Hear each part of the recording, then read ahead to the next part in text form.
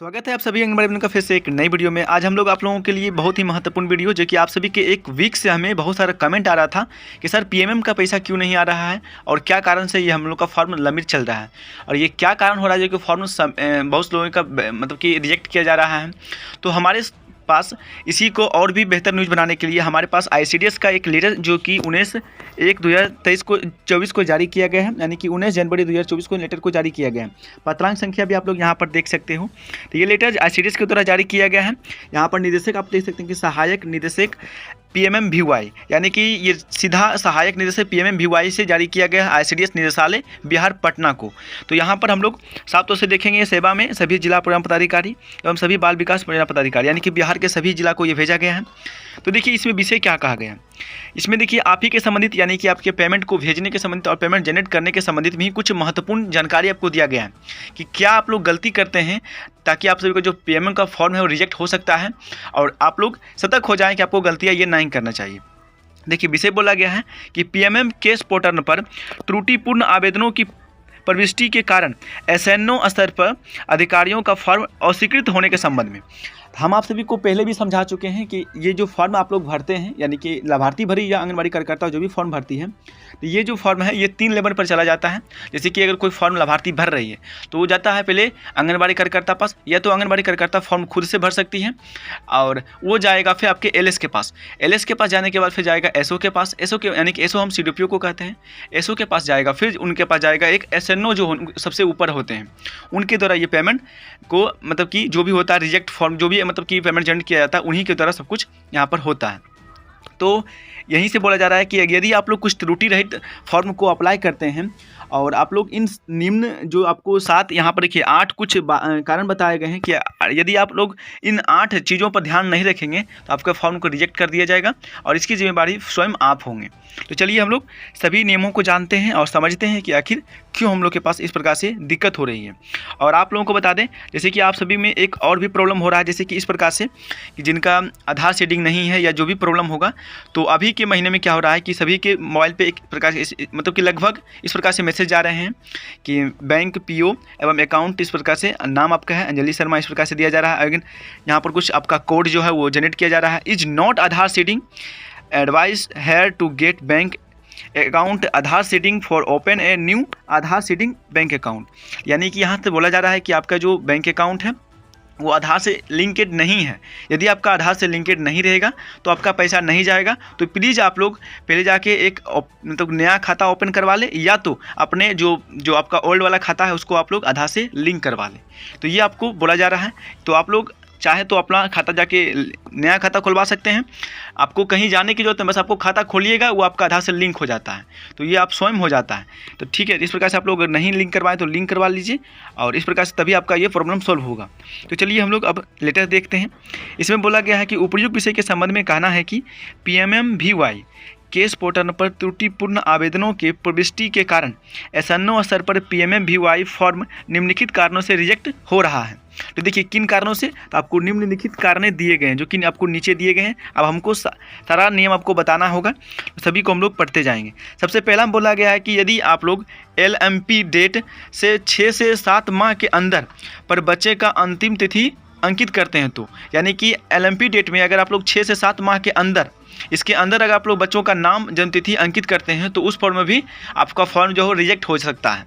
तो इसको भी आप लोग जो आपके एमसीपी कार्ड में सही से लिखा हुआ है एलएमपी डेट, उसी को आपको यहाँ पर डालना है। कि दूसरी चीज़ पर बोला जा रहा है कि दूसरा नंबर पे कि नंबर ऑफ चाइल्ड बोर्न, यानी कि सबसे बड़ा गलती यहाँ पर ही सेविकाएँ कर रही है। हमारे पास कमेंट भी आ रहा था सर कि हम लोग जो number of child born is this pregnancy में क्या भरना है। इसमें देखिए इसमें भी बोला जा रहा है कि बहुत सारी सेविकाएँ और जो भी फॉर्म भर रहे हैं, सेविकाएँ हो या कोई भी जो फॉर्म भर रहे हैं, वो मतलब कि सबसे ज़्यादा देखा जा रहा है इन्हीं 8 चीज़ पर उन्होंने गलती किया है, जो कि आप लोगों का दूसरा बताया गया है आप लोगों को कि आप लोग जो नंबर ऑफ बोर्न चाइल्ड यानी कि बच्चे कितना हो चुके हैं उसमें सबसे ज़्यादा गलतियां किया जा रहा है।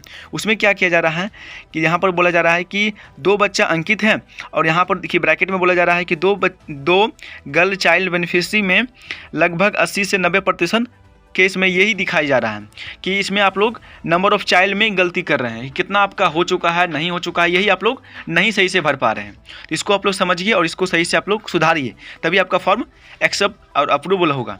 तीसरा में जो बोला जा रहा है उसमें बोला जा रहा है कि एक ही मोबाइल नंबर कई लाभुकों को फॉर्म में एंट्री किया जा रहा है। तो देखिए ये भी आप लोगों को ध्यान रखना चाहिए कि जिसमें आप लोग एक मोबाइल नंबर दे दिए हैं तो एक लाभार्थी के लिए एक ही मोबाइल नंबर योग्य है। इस प्रकार से देखिए बोला जा रहा है कि आप लोग एक लाभार्थी के लिए एक मोबाइल नंबर, अगर दूसरा लाभार्थी है उसके लिए नया मोबाइल नंबर होना चाहिए। तो देखिए ये भी आपको एक प्रॉब्लम हो रहा है। चौथा जो है कि सबसे महत्वपूर्ण RCH नंबर, इसमें तो सब लोग भर भर के गलतियाँ कर रहे हैं। इसका एग्जाम्पल आप लोगों को थोड़ा सा हम दिखा देते हैं एक और लेटर में। तो जैसे कि आप लोग ये लेटर देख लीजिए, ये हम लोग का जो मतलब कि PMM पर भरा हुआ फॉर्म का स्टेटस दिखा रहे हैं आप लोगों को। इस प्रकार से फॉर्म आप लोग भर चुके हैं।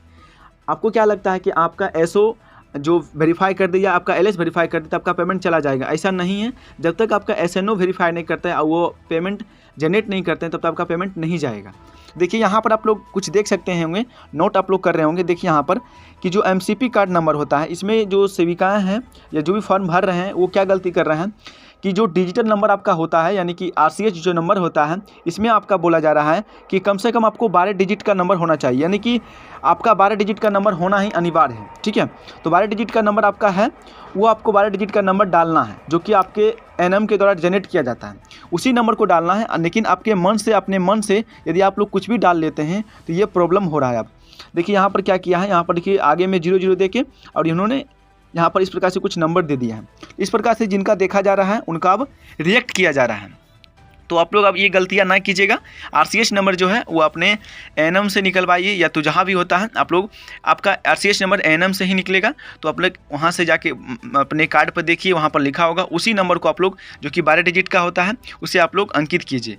गलत नंबर डालने पर आपका फॉर्म रिजेक्ट किया जा सकता है। यह ई-श्रम कार्ड का नंबर 12 डिजिट का होता है। देखिए ये भी बोला जा रहा है कि अधिकतर से अधिकतर जो लाभार्थी है फॉर्म भर रही है वो ई-श्रम कार्ड ही सिलेक्ट कर रही है, लेकिन यहाँ पर उनका ई-श्रम कार्ड में 12 डिजिट का नंबर होता है, ये आप लोग भी जानते हैं।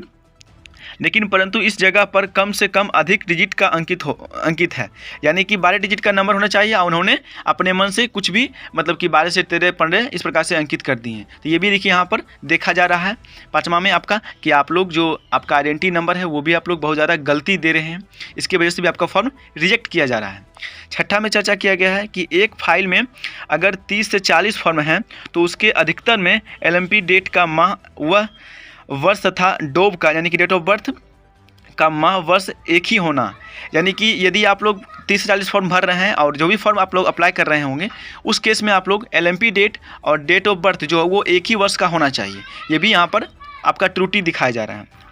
7वां में आपका चर्चा किया गया है कि SNO स्तर में रिजेक्ट फॉर्म को सुपरवाइजर स्तर पर रिफिल किया जा सकता है, यानी कि यदि SNO फॉर्म को रिजेक्ट कर देती है एक बार तो वो फॉर्म चल जाता है आपके LS के पास, यानी कि लेडी सुपरवाइजर के पास। वो चाहे तो इस फॉर्म को फिर से रिफिल कर सकती है, यानी कि वो चाहे तो इसको फॉर्म को फिर से मतलब कि सबको जांच करके, यानी कि फिर से वो प्रीव्यू डाटा देखेगी क्या क्या मतलब क्या त्रुटियाँ हुआ था, उस त्रुटियों को देखते हुए वो चाहेगी तो फिर से उसको वेरीफाई कर देगी, फिर जाएगा SO के पास, SO वो सही से जाँच कर लेगी, यानी कि SO का पूरा जिम्मेदारी होगा कि उस फॉर्म को आप लोग सही से जांच कीजिए और अप्रूवल कीजिए। अप्रूवल करने के बाद पेमेंट मिल जाएगा, लेकिन इसकी सारी जिम्मेदारियां SO को होगी, यानी कि CDPO को हो जाएगी। तो आप लोग CDPO को यहाँ पर अलर्ट होना जरूरी है।